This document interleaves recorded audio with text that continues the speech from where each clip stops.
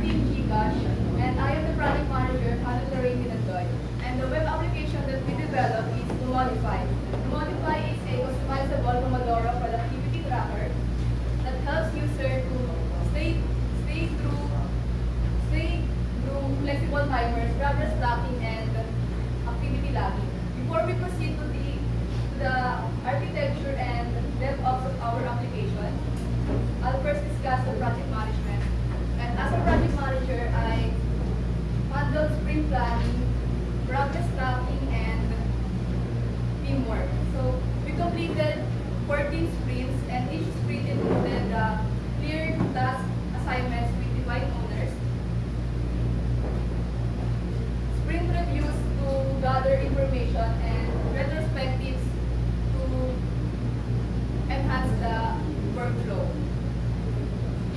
We also followed the definition of done every task. We choose Notion as our project management tools because it allows us to keep everything in one place and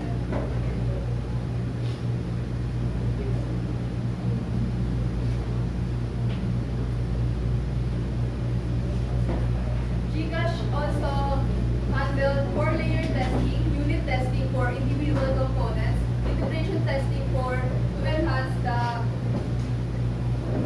to improve the process and workflow, end-to-end testing to ensure that to validate the full user flow, and security testing to protect user data and system integrity. Back-end and contingency plans. The backup we prepared are video presentation, disk swap to this for reserves as this storage, and another web host which is Hostinger. Dependencies ng ating architecture mula sa infrastructure, alam nila, pwede nila makuha kung ano yung nasa domain, pero yung domain, hindi nila alam kung ano yung nangyari sa labas ng domain. So, ano naman yung clean architecture? Sa clean architecture, meron tayong 4 layers. Ayan, meron tayong application, domain, infrastructure, and presentation. So, application, andito yung mga services. So, ito yung mga logic na nagko-connect sa domain, infrastructure, and presentation. So, sa domain naman, ito yung pinaka-business logic ng system. So, andito yung mga entities, mga tables. So, ito yung mga sa database, dito makikita kung ano yung laman ng mga tables natin. So, sa infrastructure naman, dito nakalagay yung mga connection ng system papuntang database. Andito rin nakalagay yung mga external API integration.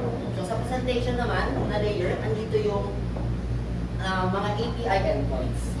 So, ito yung halimbawa ng aming hexagonal architecture, which is gumamit kami ng port para ma-access yung mga nasa loob.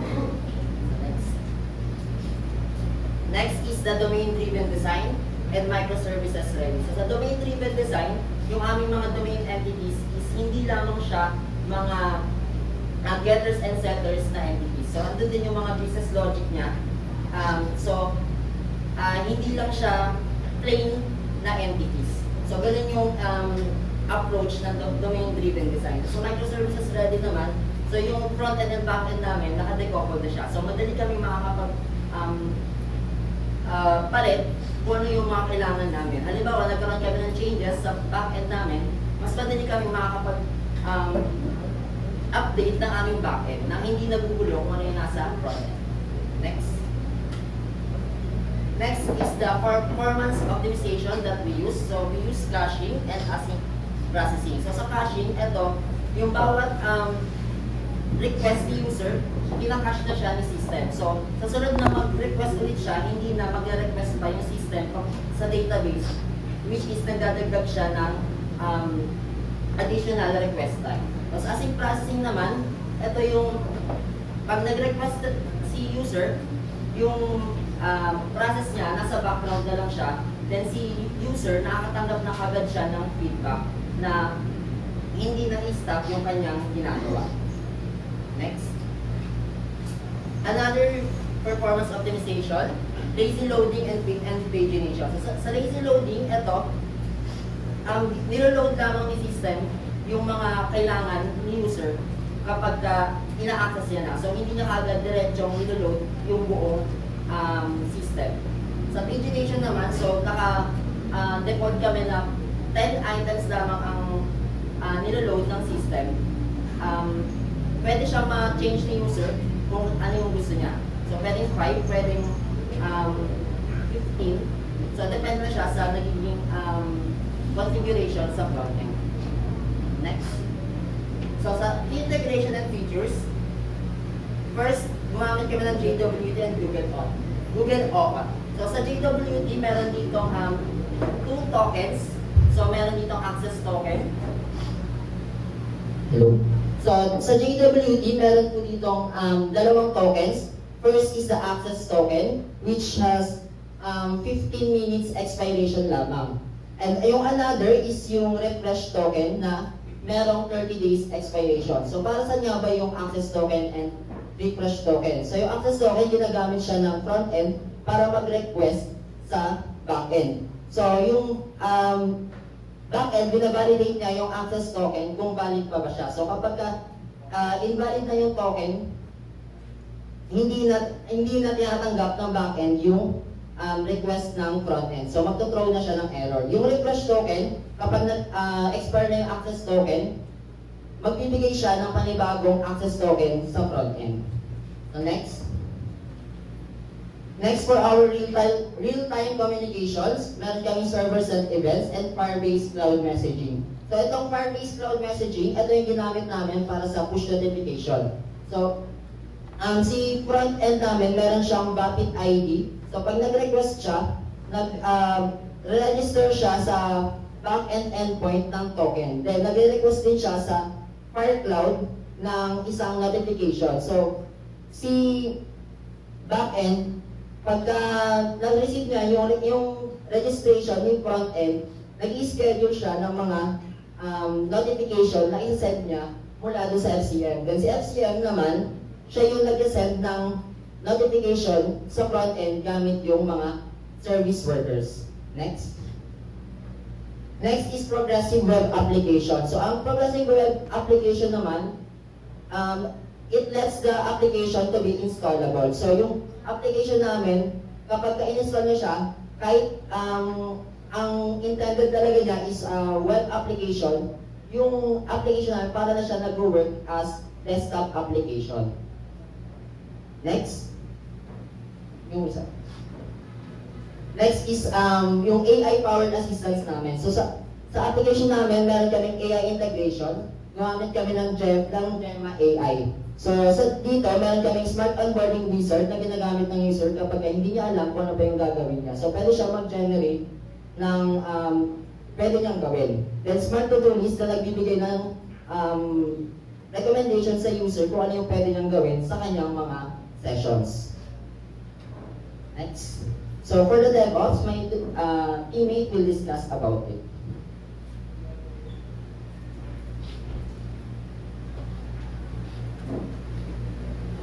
Okay, so we're gonna go ahead and proceed sa DevOps parts ng aming system. So we're gonna just do a quick run through. So para makapag-proceed tayo sa demo. So we have 2 workflows. So we have the CI and the CD automated workflows. So first on the CI, okay. So for the CI, we have 7 phases and 4 layers of testing. So first phase is the lint and validate. Ang function nito is to make sure na no merge conflicts and yung Docker files sa backend and frontend is existing. Next is phase 2 and phase 3, which is the layer 1, layer 2 ng testing, unit test and frontend. Unit test for backend and frontend, integration testing for test containers. Next is the E2E testing, which is the testing of the real actual user workflow of the users. For example, clicking buttons and navigating pages. Next is building Docker images. Once nakapo siya sa 3 layers of testing, it will automatically build the Docker page, Docker containers, and once the Docker container is built, it will automatically create an SBOM. So it's a software bill of materials wherein nandun po lahat ng dependencies na naka-install dun sa containers. And also we have also the scan and sign, which is the security process and the cryptography process of our system. So once nakapasya sa security and cryptography test, it will automatically proceed to CI summary that will create the summary of the CI. So next is the deployment process. So we have 3 jobs there. First is yung building ng Docker. So unang-una doon is binavalidate niya if existing ba yung authentic ba yung Docker files based dun sa cryptography test na ginawa namin. And once na pumasa siya, it will build the Docker. Once built, didirection na po sa server, it will automatically pull the Docker and run it and check if healthy po ba yung backend. Once it's done, it will create a deployment summary. So that's all for the DevOps part of our system.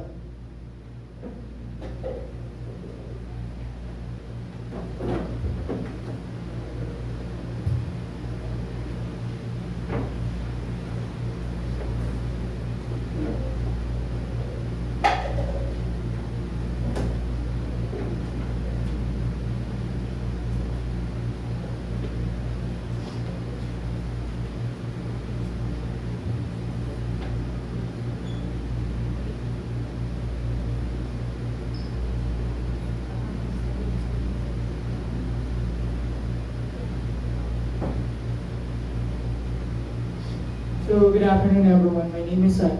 I am the lead front-end developer and UI UX of our group. So for the quick walkthrough of our application, mag-start tayo sa paglalagid ng user. So we have here the sample user for the demonstration. So once we click the login button, redirect tayo sa loob, which is the dashboard. So, ang pinaka-unang i-demo ko sa inyo is yung isa sa mga feature namin, which is yung AI. So, paano siya nakikita sa dashboard sa system namin? First is, makikita siya dito through this icon. So, when we click this icon, makikita mo dito yung ginagawa ng AI namin, which is yung generate plan. So, when we click generate plan, magtatanong yung AI kung ano yung gusto natin gawing activity. So, for example, we want to learn a fundamentals of web development.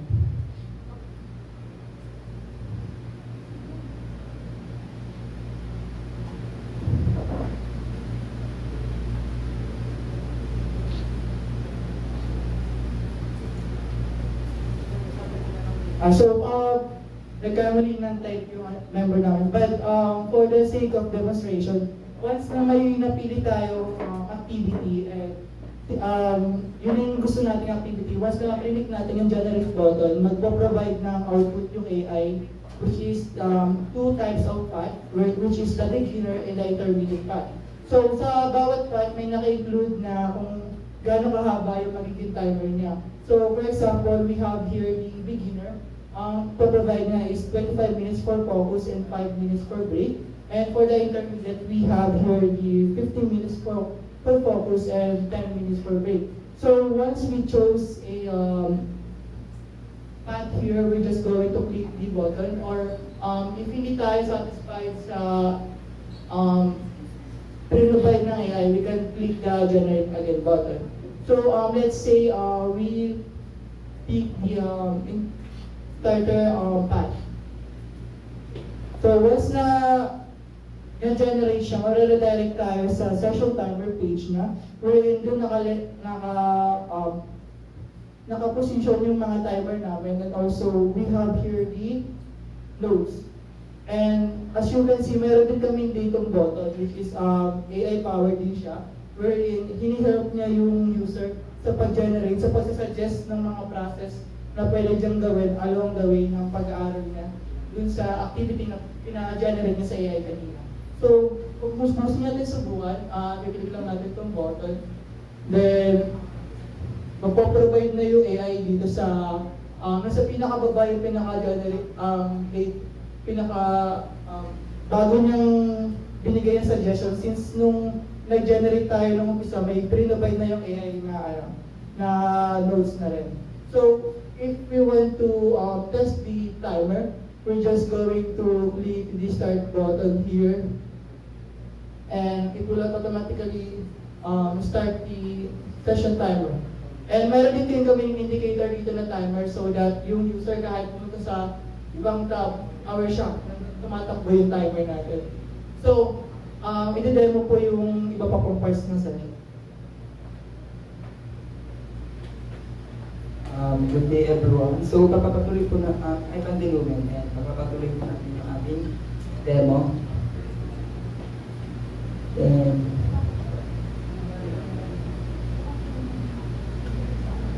ang gagawin po muna natin is mag-create tayo ng session ng manually nang hindi gumagamit ng AI. So po-post po muna natin. Then babak tayo. Mag-navigate tayo sa activity. So, dito, mag-create tayo ng activity. Then, lalabas dito yung activity link. Then, natin first activity. Then, category. Select tayo.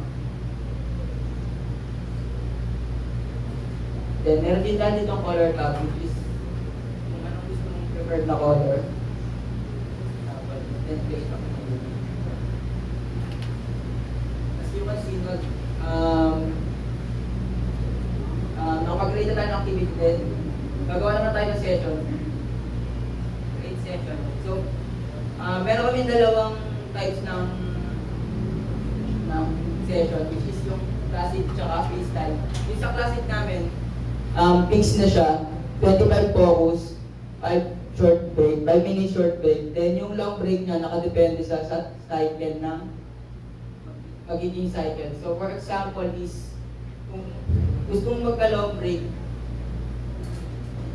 ng 2 set, kung 2 cycle yung set mo, magkakaroon ka ng magkakaroon ka ng long break after ng 2 cycle mo. Pagkatapos ng focus, short break, meron ka ng 1 cycle. Create na tayo.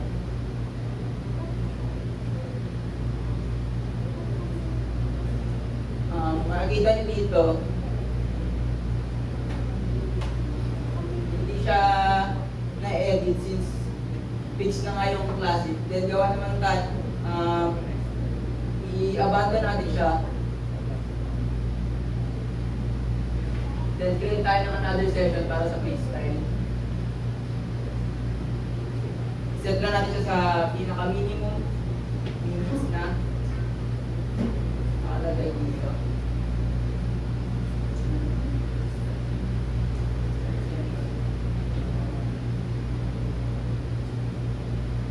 Start natin yung session to. Then meron din tayong skip text space.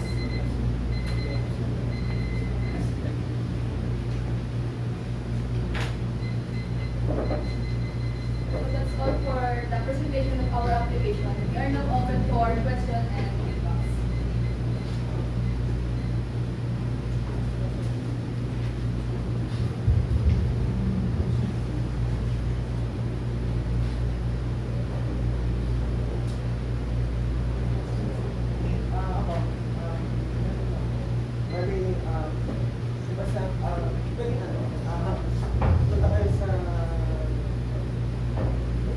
Punta kayo muna sa ginawa nyo yung pag-try kayo ulit yung mag-generate ng class.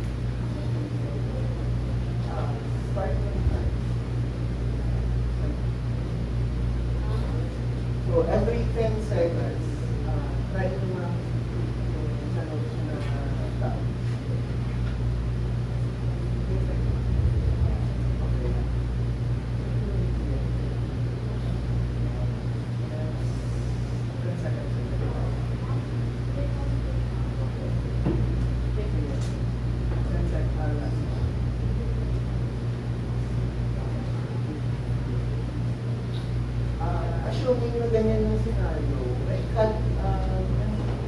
checker ba kayo if kailan natatapos yung per task? Ilan yung duration? Oo. Nag-install nyo ba yun sa every check? Yung Eto. yes, sir. Sa stores. Pero how come natapos ko na siya? Pero naka-running pa rin. Ang purpose ko naman sa pagkakala po, yun lang po yung kung ano yung gusto mong gawin ni sir sa kanyang session. Bali kung natapos niya po agad yung kanyang mga task, hindi po siya automatic na matatapos yung session. Bali, opo.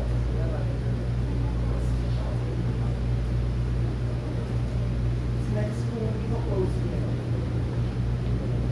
I-close niya yung window. Okay, pag nag-turn kayo, automatic mag-account pa kayo? Or ano yung actually? Yes, sir. Running pa rin po. Regardless of, let's say, desktop or Outlook, running pa siya. Yes, sir. Running pa rin. Ay, sorry. So, running pa siya.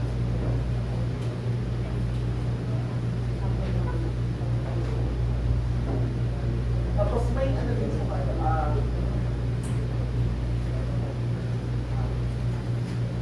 may pre-serving ba kayo for how many posts occurred during that particular session?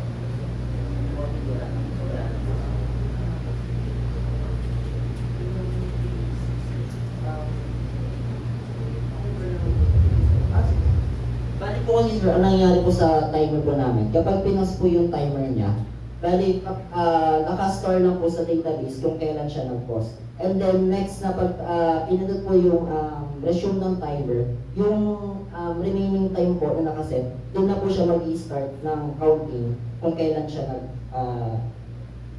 bali yung remaining niya, unang start niya sir hanggang post, yun po yung elapsed time na nangyayari.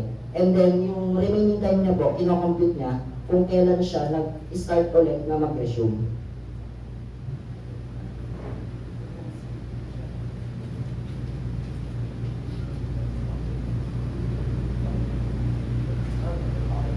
Okay po sir. Next po, Sir Dardo.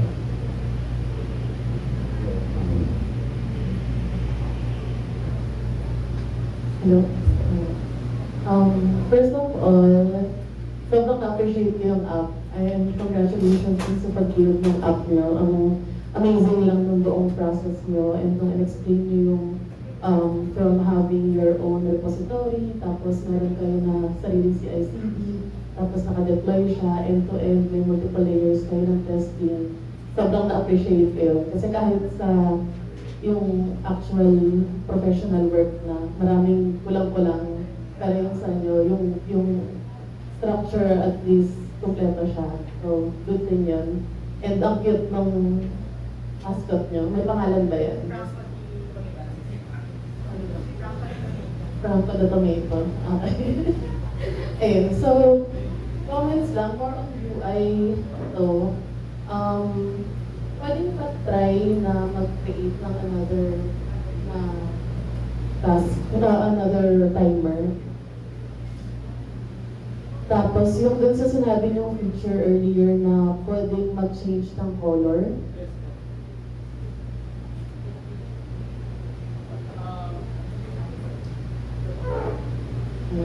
So, ang comment ko lang dito is, na-appreciate ko yung part na pwede ka mag-change ng color. However, na-notice ko hindi editable yung hex code niya. So, kung halimbawa meron akong gusto ko gawing light blue, parang kailangan kong kapain yung kulay, no? Hindi ko siya pwede na i-enter ko lang yung hex code. Tapos, but if gusto ko siya na black or white lang, Diba? Parang, kasi wala siyang shading, nandun lang tayo sa isang line lang yung color. Ayun. Pero yung feature na nababago yung color, good yun. And then, pwedeng pa-try mag-run nung timer nyo, kahit dun sa existing na.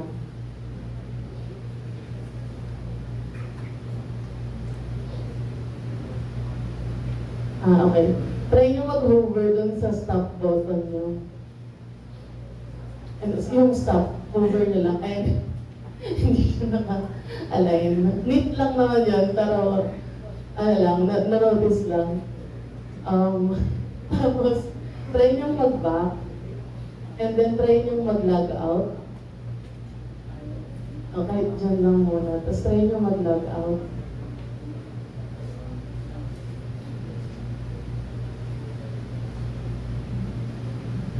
Ayan, tapos, di ba meron kayo parang homepage kanina? Paano mamalik tayo yung arrow? And, try nyo mag-right click, tapos i-inspect element na siya.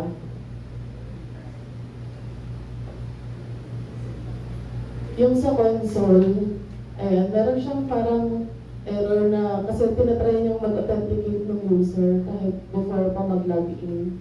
So, parang good practice na tanggalin nyo muna yung pag-load ng API habang nandyan pa siya dun sa homepage niya. Tapos kapag dun na sa login, saka ka lang mag-take effect yung pag-authenticate niya. By the way, comment ko lang din pala, na-appreciate ko yung meron na kayong APIs na ready na agad. Kasi maraming applications na kahit actually yung mga banking applications natin sa Pilipinas, hindi siya ready for, wala silang API na ready. So halimbawa, gusto nyo siyang gamitin sa mga applications nyo, hindi available, kailangan nyo i-request and stuff. Yung sa inyo, dahil yung process nyo is for every endpoint, ginagawa nyo na siya ng API. Sobrang laking tulong nun, lalo kapag lumalaki na yung application mo kasi scalable na siya. Wala. Mostly on the app, I think yun lang yung comments ko. Pero overall, yung mga comments ko naman, small things lang. Yung overall na evaluation ko sa app is, natuwa naman ako sa kanya and I think helpful naman siya lalo sa mga students na kailangan ng timer sa buhay. At marami nakabukas na ibang apps. Okay na nakikita niya yung time habang nandun yung sa tab lang. Yun lang.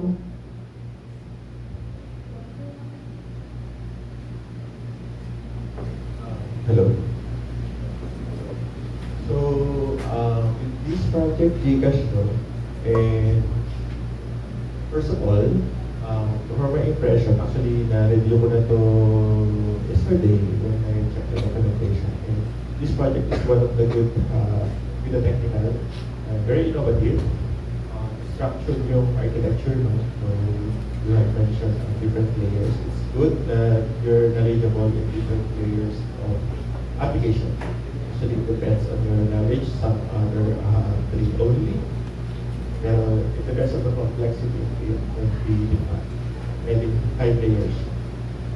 And ang masasabi ko lang is it doesn't mean na minsan kasi there's some application in the real industry na pakaganda ng application. Maganda yung potential, pag tinignan mo yung backend is very innovative. Very stable, maganda sa patching, maintainable. Pero at the end of the day, we're talking about the use cases. What is the business value of this application? And una-una, tapos that's why nung pag titignan ko yung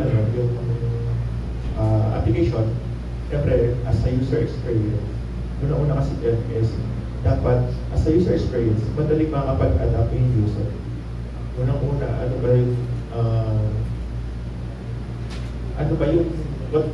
what are we trying to achieve with this application? So, ayun. Yun lang yung nakikita kong gap. Pero is good, no? Wala naman kumbaga, siguro lang, sa sobrang ganda ng art, technical, yung functionality, hindi naka-keep up. For example, you score for me 10 out of 10 technical. Pero dun sa functionality or use case, siguro 7 or 8. It doesn't mean na wala siyang value. Yes. And then, yun lang, napansin ko lang, una-una, yung sa login pa lang, nag-register ako, pagka-register ko, automatic ako nag-login. Which is a security risk. So, feel ko lang. But how you come na nag-register ka pa lang, automatic kang nag-login. Sige lang. Okay. Ang additional nilang take ko kasi namin kasi, since yung application na namin talaga is, hindi talaga siya high risk na application. Since yun nga po, ang tingnan namin, for more secure na app, ang reason namin po is for banking applications or more confidential applications. So, since yung application na po namin, ang inisip namin is hindi talaga siya na-expose na mga confidential information users.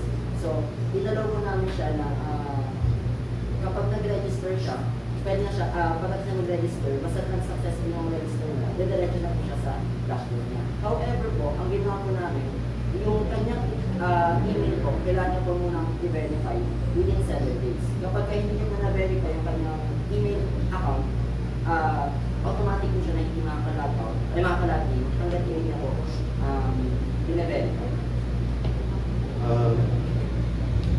Yes, nagmamatter naman siya na kasi I handle ISO audit sa our application. And totoo naman din yan na once we are, for example, our library is using a version that is vulnerable for a certain, so magpa-file kami ng exception request na sabihin natin, hindi naman siya PII, is personal identifiable na ano. Pero with that implementation kasi, for example, gawa ako ng automation, kaya kong punuin ang database nyo within just an hour or a day. Nag-lit lang yan, promise. So for example, naka-AWS lang or what. Magugulat na lang kayo, bukas ang bilis ng task ng AWS cost. Kasi it's a very simple, just a register, request, puno ang database. Siguro 2 million records, 1 hour kaya na siya. So that's a risk for your application. Tapos tataas pa yung cost. And another napansin ko is, pwede patry ka mag-log in.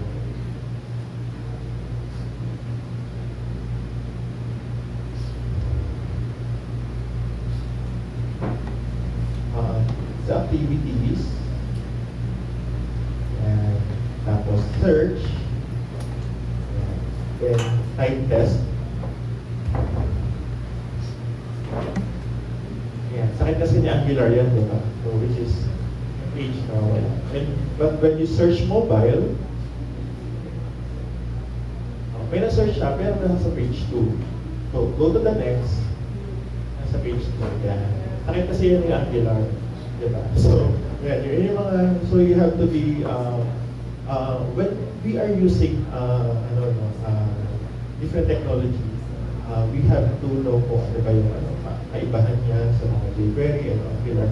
Yan yung mga caching, mga nakacache niya sa data grid diba? Ang tinitrim lang niya yung yung ano niya yun. It's confusing sa user. Hindi nasa nga ba yung search ko? May na-search pa na siya. Diba? Tapos, may question ako sa timer. Well, mukhang okay naman yung timer na test ako na nilan ko siya, nilan out, bumalik ako, okay naman. And then, pero yun, may gusto pa na sana ako i-discuss ako. Pero okay naman so far. Next is, paano ba nag-run yung timer? Ang high level. So, ang ginagawa po namin din sa yung timer po, yung naka-display po niya, running din po siya sa UI, at the same time, running din po siya sa server. Server. Yes po. Naka-thread ba ito?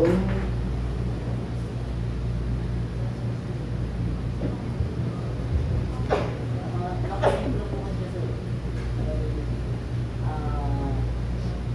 ang pinakupit ng cost talaga ng timer namin sa yung parang elapsed time. Kasi, or can we show as the, sa repository kung nasaan yung implementation ng timer? Kasi it looks like hindi siya session-based eh. Kasi kahit mag-login ka, nandun pa rin yung timer. So, nag-match pa rin kung kailan mo siya iniwan.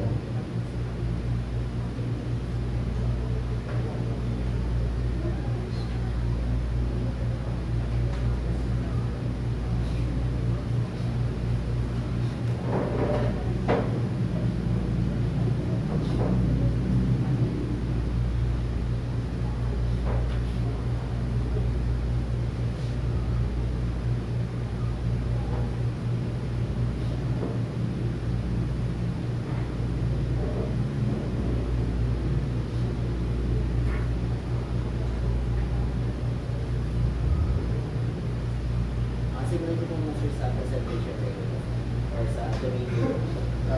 Let's go to the back.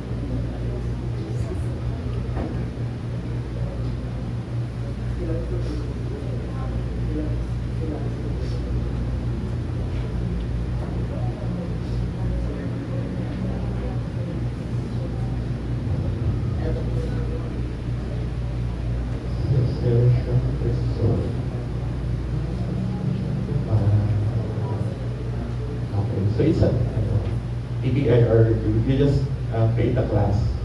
Tapos ginamit yung class. Tama, no?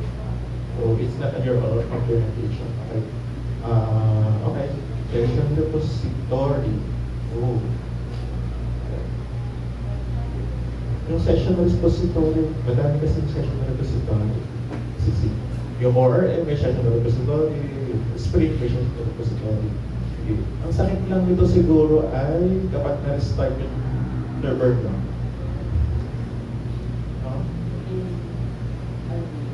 Kasi i-try natin ito. Di ba? For example, I have running. Tapos, na-restart yung server nyo. Ano mangyayari dun sa timer? I-stop din, no? So, yun lang. That's why, it's okay lang, pero I'm just saying this because interloading mga ganyan talaga. So, kumbaga, it's, kasi, like yung sinasabi sa amin sa development team, always think, what if something fails? Huwag lagi tayo sa habitat. So, ang magiging solution yan, madami naman. Pero isa sa solution yun is, you can, may mga certain point na you save it from the database such that kapag na-restore yung service, na-retain nyo yung last time. Or, Pag sige. start post ng timer, automatic siya na nag-save sa database. Okay. Yung start timer. So, ano po yung nagsasave sa database? Ano yung, paano siya nagsasave sa database? Gamit ko sa session repository kasi. Kasi yung session repository na namin is yung connection namin sa database. Mas makikita ba natin yung sa database yun? Okay.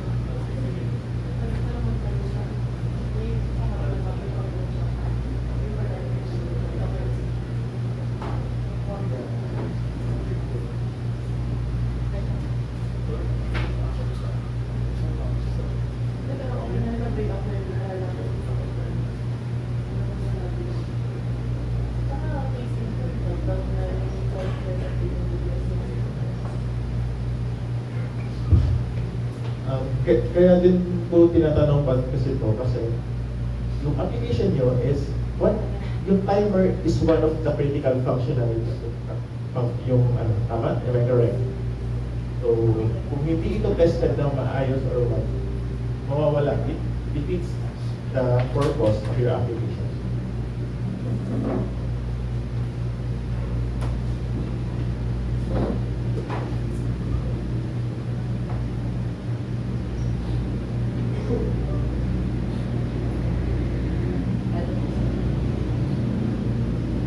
Bale, nakasave po siya. Halimbawa, pinost po siya ng user. So, ang ano niya po is updated po. Siya nakalagay.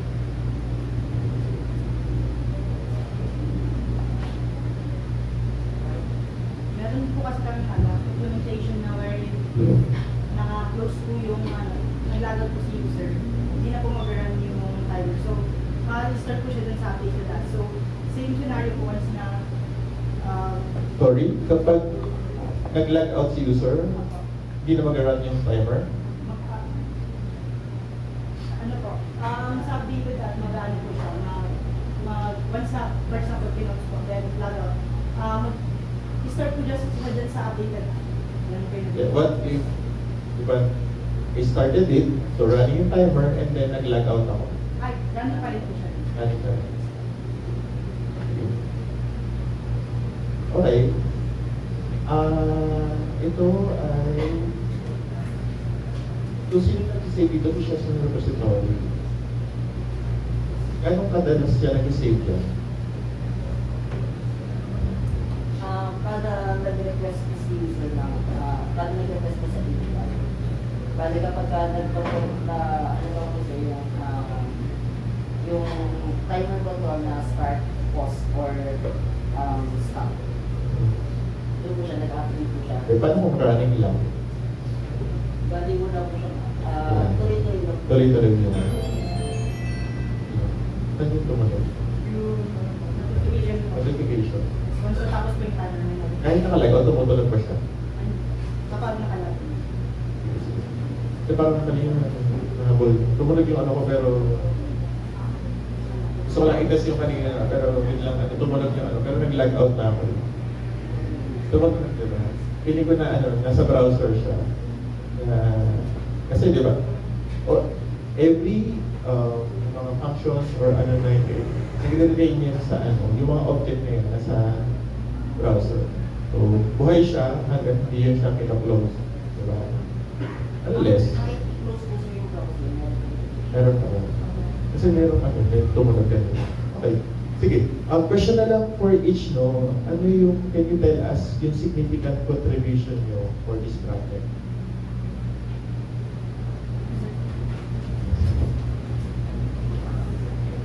Yung significant na upload ko voice. Ako po yung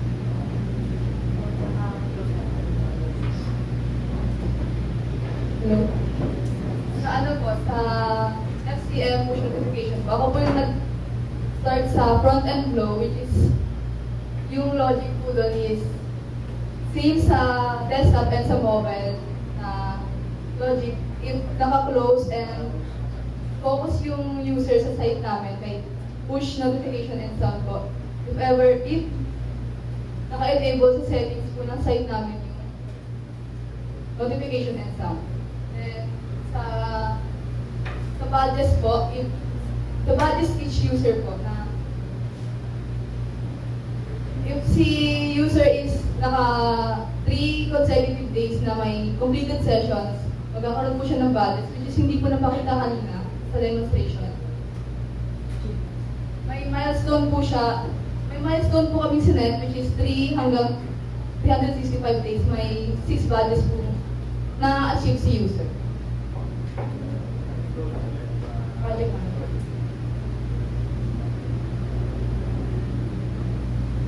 Baka naman po, as a lead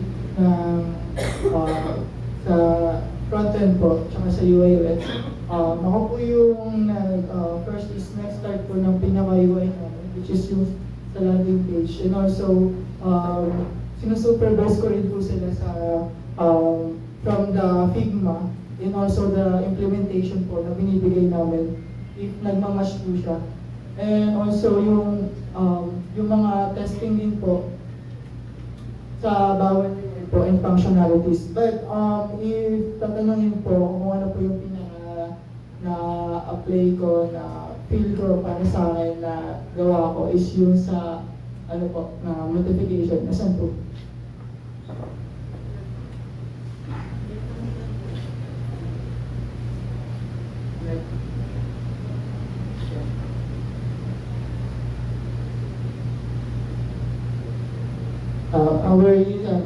Yan po. Ang pinaka-ano ko po yun is yung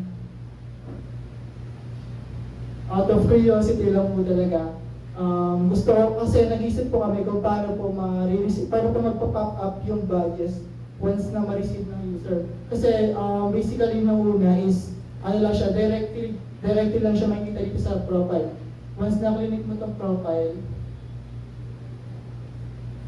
diyan mo lang makikita yung mga badges na na-receive niya. So, ang ginawa ko po is nag-create po ako ng notification and also doon ko po nilagay lahat ng notification na may receive ng user gaya po ng badges. So, when we click this spam call, ayun po yung lalabas.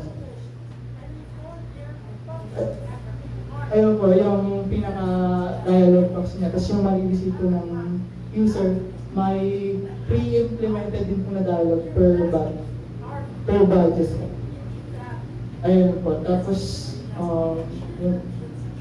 Tapos yung more on ano po kasi ako taga-supervise po ng mga gagawa nila. So kapag may mga may mga kulang po or may parang nakukulangan sila ng idea, ako po directly yung nagsasuggest sa kanila or minsan po tinutulungan ko po sila sa development. Ayun lang po. So, ako naman po, Ivan Development, the UI UX, then developer.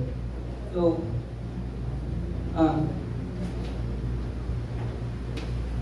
ayun nga po, as may group lead said, siya po yung nag-supervise sa amin. Then yung pinaka-significant po siguro na mas na nagawa ko dito is yung sa session namin, which is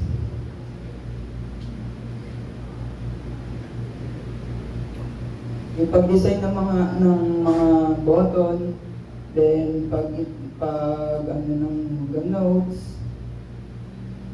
So ayun po yung pinaka mas tingin ko na significant po na nagawa ko sa aming web application po.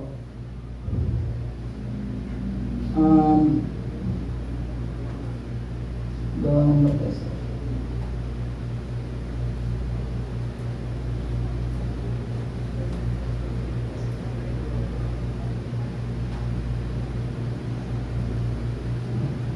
So, bale ito po. Ayan po. So, with the help of then,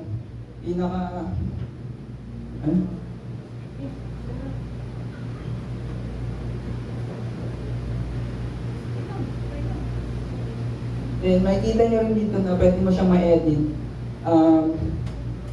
Sa focus, break, which is applicable lang siya dun sa aming freestyle na session. Sa classic is hindi siya applicable. So overall, yun lang naman po. And so, my name is Gerald Masalan. I'm the tester, DevOps, and also developer of our team. So, pinaka naging significant na naging part ko po dito sa aming system is mostly on server side, on the back end. Since I am the tester, ako po yung occasionally na laging nagte-test every deployment and bago mag-deploy, nag-functional testing po ako. And also, ako po yung sa likod po ng lahat ng workflows po namin, CI and CD, ako po lahat ng implement nun, implementing the unit test, integration test, all the phases and all the 4 layers ng testing po namin. So, yun po yung pinaka naging significant part ko sa CI/CD. And as DevOps din po, ako po yung nagmamanage sa server with Daniel. kami po yung nag-manage ng database, managing migrations, updating database, manually deployment, and to make sure na hindi po magka-crash yung AWS since naka-feature lang po kami. One of the things that I did is this disk swap to make sure na hindi po talaga magka-crash yung server namin kahit na po maraming users, kahit na limited lang po yung storage and disk na meron sa amin. So, overall, yun lang naman po yung naging our contributions ko within the project. So, once again, I am Daniel Victor Wasapo, the tech lead of GCash. So, para sa akin po, ang significant contribution ko naman po sa aming team is, una-una po is, ako po yung main back-end ng aming team. So, ako po yung mga nag-implement ng system architectures sa clean and hexagonal architectures. And also po, ako din po yung nag-iisip ng kung ano yung mga technologies na i-implement namin within our system, like the AI. So ako rin po yung nag-manage nun from Google Gemini. So yung mga API din nun is ako rin po yung nag-apply nun. And also, sabi nga naman ni Gerald, isa ako sa mga nag-manage ng server namin. So from the our original server from AWS. So, bukod po dun sa original server, nag-set up rin po kami ng backup server namin na hiwalay na po sa AWS since yun nga po, na-realize namin or napansin namin na yung AWS policy talaga kapag free tier, madalas po siyang nag-crash sa amin. So, tingnan ko po yung dahilan since sa feature nga po is 1 GB RAM lang talaga yung kanilang in-offer. So, nag-isip kami ng paraan para ma-prevent yung mga crashing na yun. So, nag-set up kami, nag-build kami ng panibagong server from Hostinger na mas powerful sa ginagamit namin na original from AWS server. So, kami ni Gerald from DevOps, so kami yung from the back-end side, so kami dalawa yung pinaka-implement.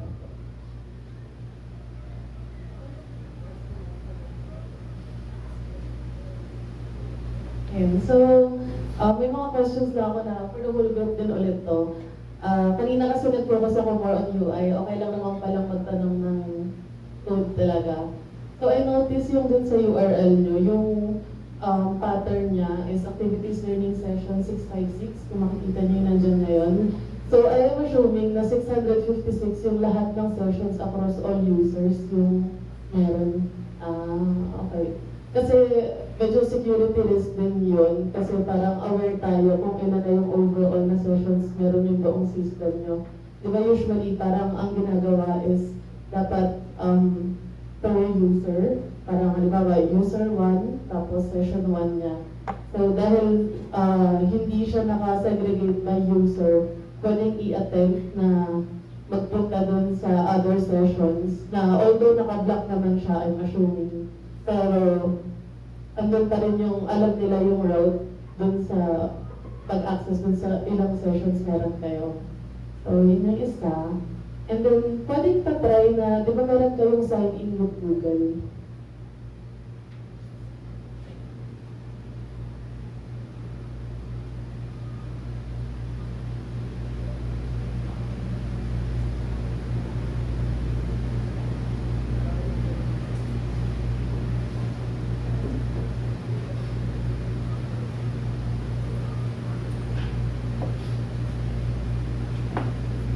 Ayun, login with Google.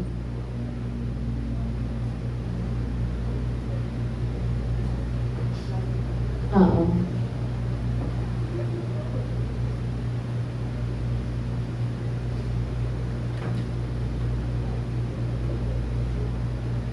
Ayan, tapos pwedeng pa-try i-click yung profile. So sa baba, meron siya na change password, pero hindi ka naman nag-set ng password, di ba? So kung halimbawa pag-click mo yan,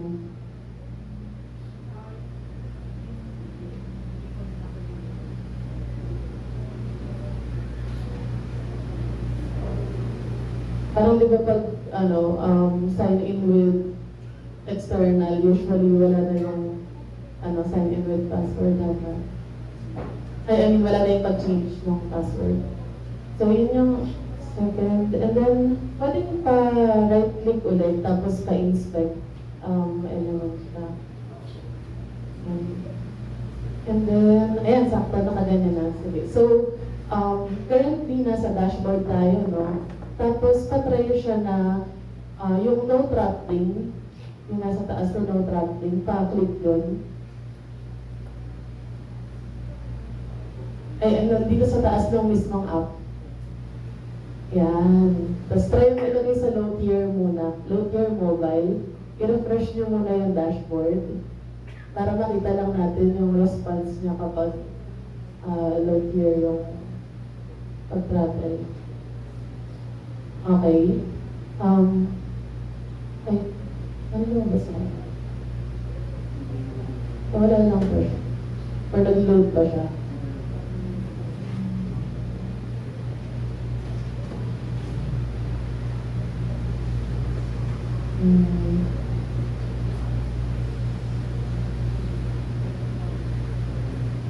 Okay. Sige, huwag na muna natin hintayin. Patry i-switch to offline. Yan. Tapos refresh nyo ulit. Di ba na-log out siya? So, try nyo ngayon na ibalik siya dun sa yung normal mode na no throttling. Yan. Tapos try nyo mag-back. Yung back button lang dyan.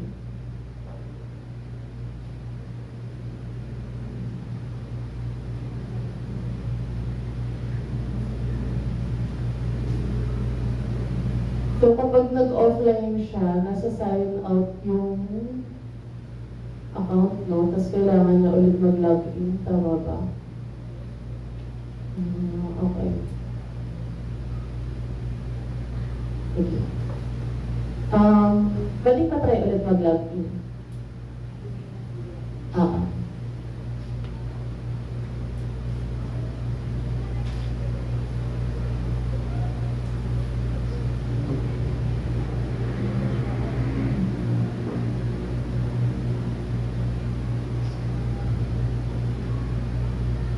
Ayan. So, currently, wala siyang activities, no? Tama ba?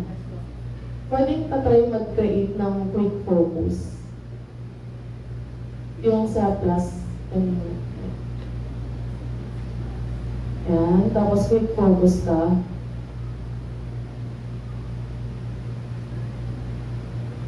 Tapos, huwag mo muna i-start. Mag-back ka muna. So, nandiyan siya sa list ng active sessions, no? So, mag-back ka ulit, balik ka dun sa home. So, sa activities, nakalista siya. Balik ka sa dashboard. Baba ka. Wala siya sa list of activities. Makakonsider lang ba siya na activity kapag nag-start na? Yes, yes. Yung reason po namin, yun lang po yung recent na merong, recent activity na merong session na naging active. So baka mas okay na parang recent active sessions or hindi ko alam. Kasi parang ang assumption ko is kanina nung nag-explore lang ako, parang nag-start ako, tapos nung bumalik ako sa home, bakit wala yung activity ko. Pero nung pag-click ko ng view all, nandun yung lahat ng activities. Eh, medyo napaisip lang ako kung paano yun. Tapos pwede mag-scroll up ka. Okay. Nung nagtatry kasi ako, may nakalagay sa akin sa taas na backup email address to help recover your account if needed. Kapag walang backup email, nakalagay lang siya as parang may banner sa taas. Nire-require nyo ba na magkaroon ng backup email? So, kapag kasi mga recommended na action items, mas okay na pwedeng i-close yung banner. Kasi kapag forever lang siya na nasa taas, ang assumption is kailangan kong gawin to. So, mas madali para kay user na mag-gets na maganda kung meron, pero kung wala, okay lang kung natatanggal siya. Okay. Sorry, ang dami kong And then, balik lang ulit ako dun sa UI. So, patry i-press yung X dun sa vertical navbar. Ayan, toggle mo. Okay. Tapos noong una kasi, nagpaisip ako, paano siya itatoggle pabalik? Tapos apparently, kailangan mo pala i-click yung home button, no? Tama ba? Or kahit ano sa mga buttons dyan. Oo. Ayan. So, Kung may na-navigate ka pong pages, automatic po siya magsa-slide out. Okay. Okay. Ang usual ko kasi nakikita is kapag halimbawa naka-close siya na ganyan, pwede mo siyang i-click dun sa icons lang, tapos naka-close pa rin siya. And then may other mechanism to open and close. Pero small thing lang naman yun. And then last na, yung dun sa accessibility, kasi ito yung isa sa mga bagay na hindi masyadong iniisip ng mga, I mean, usually afterthought na lang siya kapag nag-develop tayo. Pero sobrang importante para sa mga colorblind o kaya yung hard of hearing. Alam mo, may mga needs sila na kailangang i-meet.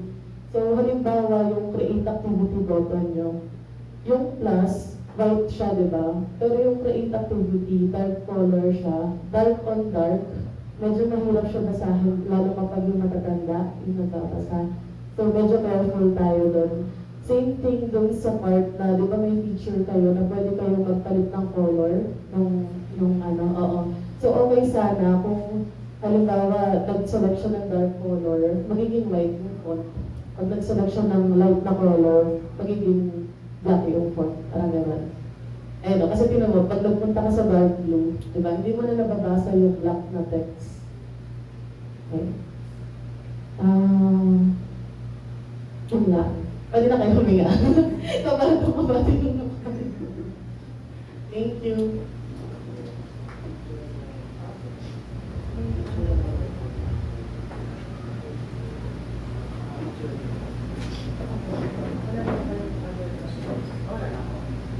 Okay, so wala na kami other questions, pero ayoko lang i-close siya na parang ang dami kong tinanong. Overall, ang ganda ng app nyo, tsaka amazing pa rin siya. Meron lang mga bagay na matututunan nyo rin as you develop more applications. Pero overall, good job dun sa application nyo. Pati dun sa buong process nyo, yung 14 weeks nyo, imagine from October lang hanggang ngayon, ganito na karami yung nagawa nyo. Big team yan. Thank you.